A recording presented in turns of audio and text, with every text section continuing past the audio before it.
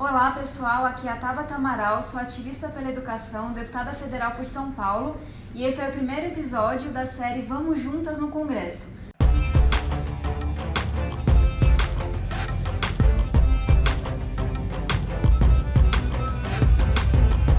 Para quem não conhece o Vamos Juntas ainda, é uma mobilização nacional para a gente eleger mais vereadoras, mais prefeitas, mais mulheres na política, ainda agora em 2020. Eu estou com uma convidada muito especial, que é a senadora Simone Tebet, que também vai ser mentora do nosso programa.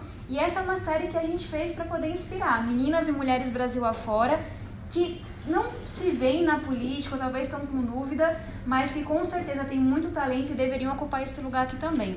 E aí, antes de começar, gostaria de apresentar a senadora. Ela é professora, advogada, senadora pelo Mato Grosso do Sul e foi eleita no passado como melhor senadora pelo Prêmio Congresso em Foco. E vale reforçar, melhor senadora considerando senadores e senadoras. Então está fazendo um trabalho muito inspirador aqui no Senado e para mim é uma grande inspiração para meninas e mulheres do Brasil inteiro. Bem-vinda, Simone, muito obrigada por aceitar o convite. Eu que agradeço. E eu queria te convidar para contar pra gente como foi a sua trajetória, como você veio parar nesse lugar, você se via na política antes, como que é isso? Pois é, bom, primeiro agradecer mais uma vez o convite, sucesso, tenho certeza que você vai ter grande sucesso aí no canal, tenho certeza que vai ser uma fonte inspiradora para as nossas juventudes, especialmente para as jovens, para que elas venham fazer política, se somar conosco nessa luta. Dizer que a minha história de vida é um pouquinho diferente, ou totalmente diferente da história da Tabata. Eu conheço a história de vida dela, ela ainda não conhece a minha. Porque quando eu tinha 5 anos de idade, meu pai foi escolhido prefeito da cidade em que eu nasci. E depois virou deputado estadual, vice-governador, governador e senador. Morreu no cargo, eu tinha 30 e poucos anos quando ele faleceu. Então eu vivi dentro da política. Eu não me lembro, eu não tenho memória fresca de estar fora da política. Mas eu via a política como algo extremamente, um mundo masculino. E eu via, como meus irmãos viam, a política como quem faz política na minha casa é meu pai. Então eu nunca fui inspirada a fazer a política. E alguém falava assim, você vai ser política? Eu falava, eu não. Isso é coisa do meu pai. Até porque ele era um político de excelência, muitos anos na vida pública sem nenhuma mancha de corrupção. E imagina, e de repente eu percebi que, sem perceber, eu segui os passos dele. Eu fiz faculdade de Direito no Rio de Janeiro, na mesma faculdade que ele. Comecei a dar aula de Direito na mesma disciplina que ele dava, que é Direito Administrativo, em todas as faculdades de Mato Grosso do Sul. E, de repente, comecei a trabalhar na Assembleia Legislativa como técnica. E as pessoas falavam, mas sua filha tem condições de ser política. E aí é um processo inverso, Tabata. Ele é que teve que desconstruir na minha mente essa imagem de que eu não servia para a política. Meu pai me pediu para ser candidata a deputada estadual e levou 4 anos para me convencer. Olha que processo inverso, né? Num mundo machista, num mundo onde os políticos não querem mulheres na política, meu pai disse, não, seja candidata. Eu levei 4 anos para aceitar. E aí aceitei e virei deputada estadual. Depois fui eleita prefeita da minha cidade natal. Lamentavelmente, a primeira mulher prefeita da minha cidade, depois reeleita. A primeira vice-governadora, portanto mulher. E hoje sou a segunda mulher senadora pelo meu estado de Mato Grosso do Sul. Que história, eu acho que mostra o quanto que as mulheres demoram muito mais do que os homens. E a gente fala bastante no Vamos Juntas, se você conhece uma mulher que tem talento e gosta de política, faça o planejamento, assiste todos os dias, liga, manda mensagem, cobra, porque pra gente é muito mais longo esse processo, né? Mais difícil. Por que você acha que isso acontece? É uma questão cultural.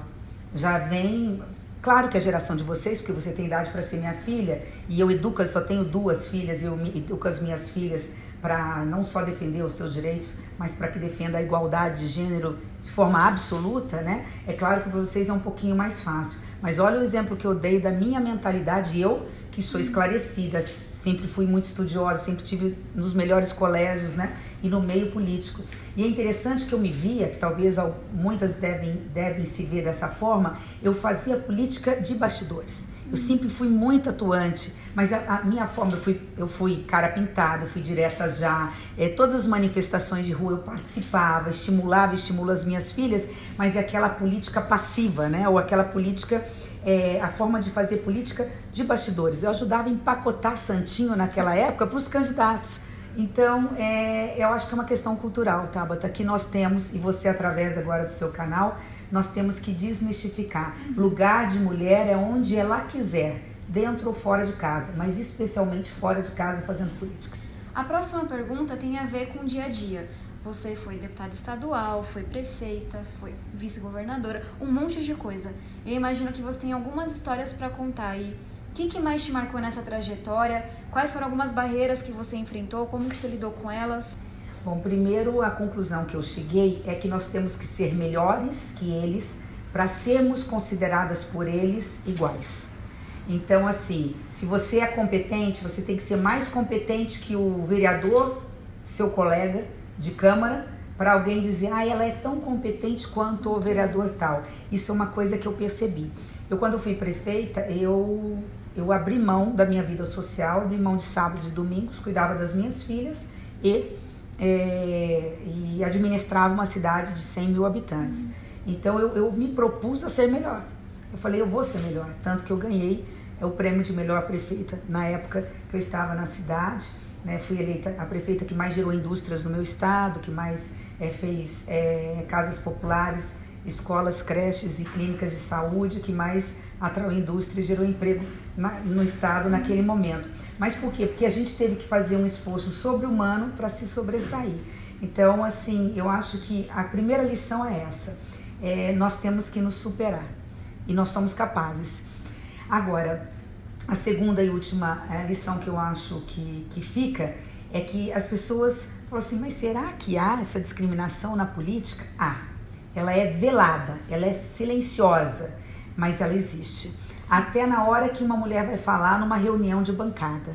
Eu já participo de reunião de líderes, né? Tabata tá começando agora, logo ela vai ser uma líder do seu partido e ela vai perceber. Enquanto um homem, um líder está falando, todo mundo escuta. Uma mulher começa a falar, começa o burburinho do lado.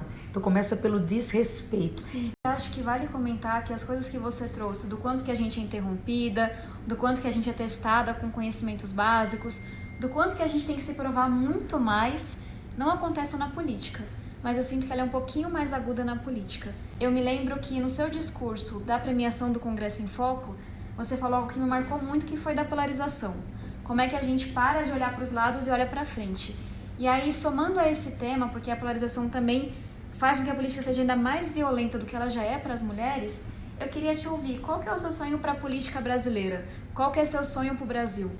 Um país que aprenda a votar com base no racional, né? Que deixe a emoção de lado, deixe o radicalismo do lado e pense que o Brasil só vai andar realmente para frente se nós tivermos a consciência, primeiro, da importância do voto e segundo, que nós temos que votar em pautas e não em ideologia.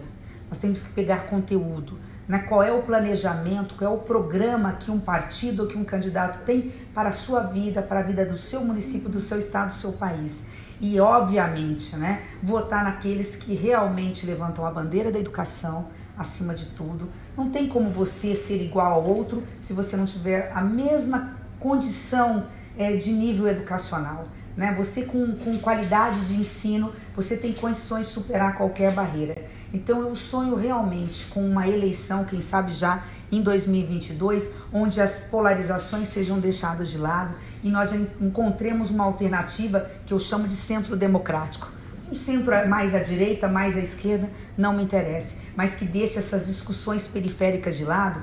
Então eu sonho realmente que nós partamos em 2022 para uma união dos políticos de bem, acompanhados por uma sociedade que começa a pensar igual, que nós tenhamos aí um candidato de centro, não do centrão, é importante explicar isso, né, de centro, que possa fazer desse país, que é um país tão rico, com um povo ainda tão pobre, que a gente possa fazer esse país um país digno de ser chamado de um país desenvolvido.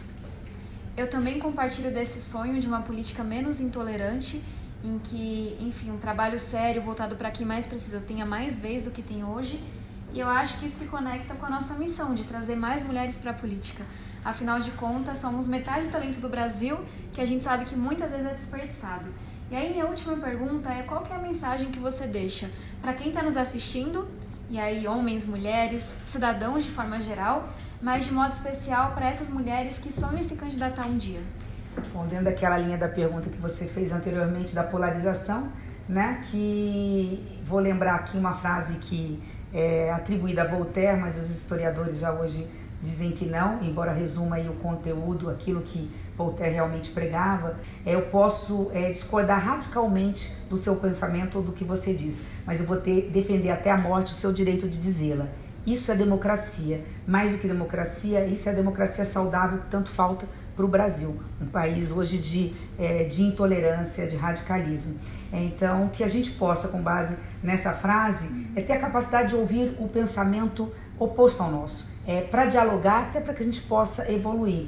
Porque também Nietzsche tem uma frase que diz mais ou menos assim: a forma mais rápida e fácil de corromper a juventude é dar a ela apenas a opinião dela, aquilo que ela pensa, ou seja, livros, e debater em cima daquilo que ela pensa. Isso não é democracia, isso não faz com que nós possamos avançar. Então esse é o recado que eu deixo para a juventude. E para as mulheres, tenham a coragem, se inspirem em Tabat e se inspirem nessa juventude que está vindo. E acima de tudo, não se esqueçam que muito da propaganda panfletária que fazem contra a política, né, contra a classe política, é justamente porque está faltando gente de bem. Então as pessoas de bem que estão nos ouvindo, venham fazer política, porque este é o único caminho que nós temos para poder garantir um país mais desenvolvido e mais igual para a sociedade brasileira. Muito obrigada, Simone, é uma honra. Tenho certeza que, enfim, quem está nos acompanhando sentiu aquela vontade de se candidatar, de ajudar uma candidata, porque o mais importante é que a gente participe de alguma forma. E só lembrando que as inscrições para o Vamos Juntas, tanto para candidatas quanto para voluntários, vão até o dia 21 de fevereiro e vocês estão mais que convidados a participar. Muito obrigada e até a próxima. Eu que agradeço.